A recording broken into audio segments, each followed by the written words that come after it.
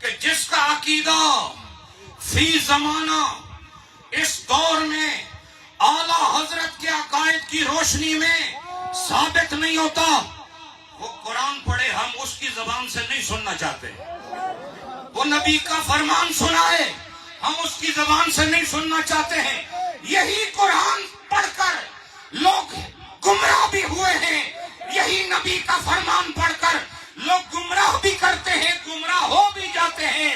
جب کلام ربی سے انسان گمراہ ہو سکتا ہے تو کلام مصطفی سے یہ ہو سکتا ہے۔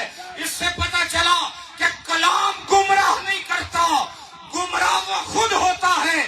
کلام کی ایسی وہ تعبیر کرتا ہے کہ جس میں حق پوشیدہ ہو جاتا ہے، لیکن اعلیٰ حضرت عظیم البرکت الشاہ احمد رضا خان فاضل بریلوی، جو اس وقت صرف ہند کا امام نہیں پورے جہان کا امام بن چکا،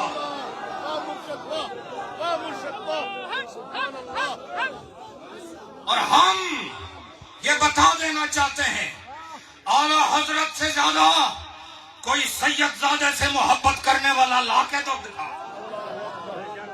یہ جو ایک طرف